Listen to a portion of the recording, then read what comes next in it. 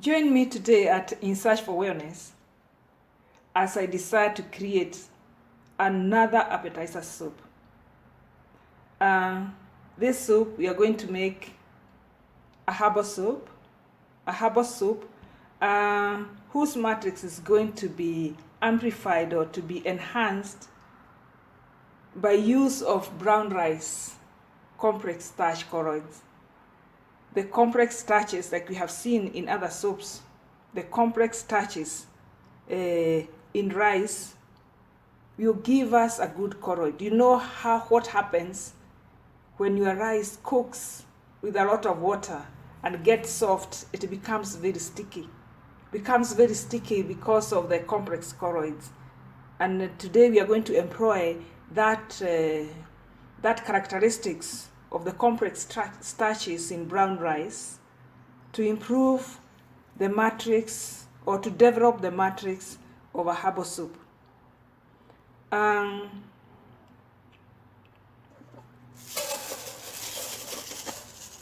rice, you can see as it is referred to, is actually brown in color. It is actually a kind of an off-white, but this is rice which is not, it is not refined. It is only the first coat, which is a husk, which is a bit hard and can pierce somebody's gum, that has been removed. Otherwise, the grains are wholesome grains.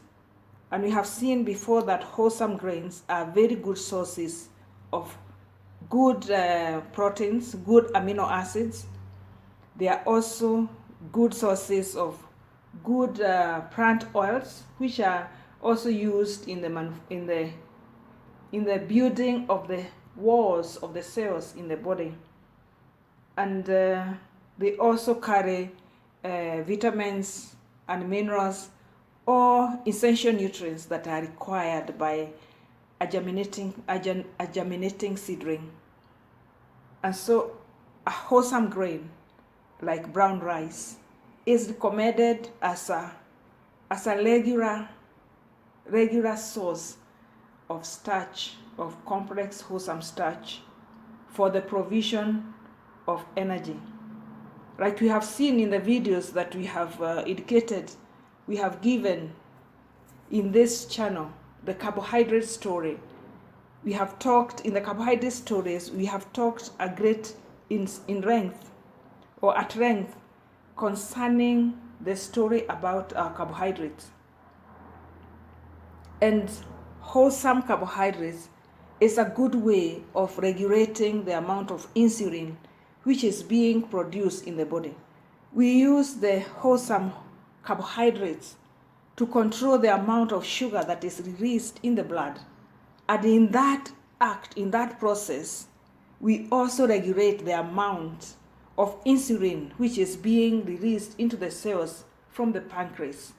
Because the cells should not be exposed for many hours and for many years to high levels of insulin, because insulin has got its own complications. So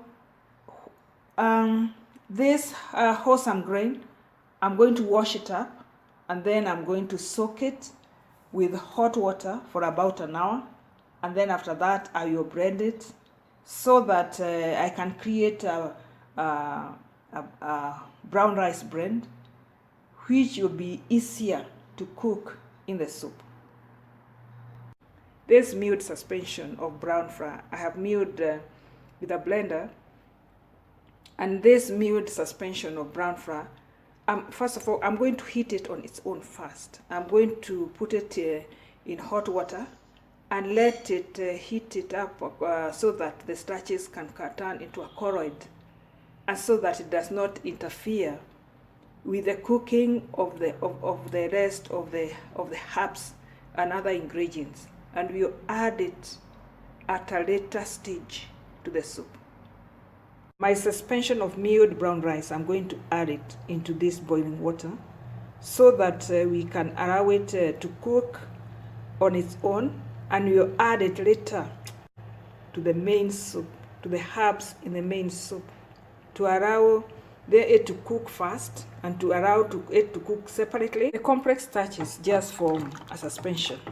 This is just a suspension, and as it continues heating, it will create the starches, the complex starches. Now we will form the colloid, and we allow it to cook on its own, and this is what you're going to use to enhance and to facilitate, to create a matrix of a herbal soup, so that the soup is not just water only.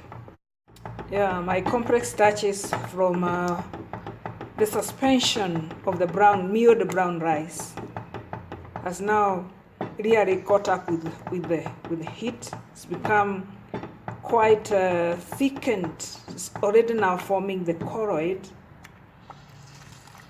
just like a normal porridge. You can see the soup matrix, the soup foundation from the rice, from the milled brown rice. You can see it is coming very well. It is boiling well. It cooks very fast. We know that when we cook our rice, it cooks very fast. The starches cook easily, especially if it is milled. It would cook faster than maize flour. And you can see that our colloid, this is a colloidal soup, or you can call this a colloid, because it is not a suspension and it is not a solution. That is why it is called a colloid. That's why it is a bit viscous.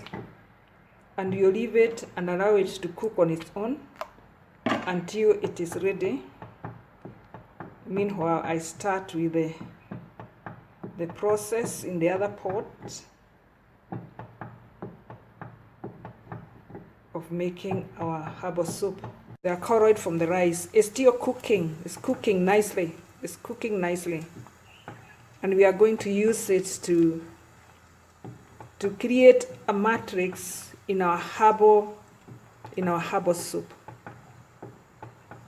When it cooks like this, it means by the time you add it, it will have established its own flavor without interfering the already cooked herbs and other ingredients in our main soup.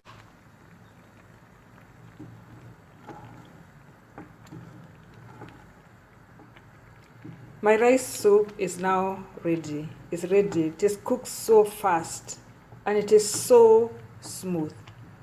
And it would make such good porridge for a baby, because it is so smooth, just like cornstarch. Yeah, but this one at least is good because it has got the wholesome qualities and nutrients of brown rice. And so I will just switch it off, cover it, and wait until we are through with the rest of the cooking process. We will add it into our main dish, into our main soup pot far much later, to develop the texture, to help develop the texture of our soup. This is because you have seen the ingredients that we are adding. They are mainly vegetable-like. They don't have carbohydrates in them, and so they don't have content to develop the matrix or the texture of the soup. So we might end up having only watery soup. This kind of thickness and viscosity helps suspend other ingredients in the body of the soup without the ingredients settling to the bottom. So we just switch off the burner. This one is ready. We cover it until we are ready to use it.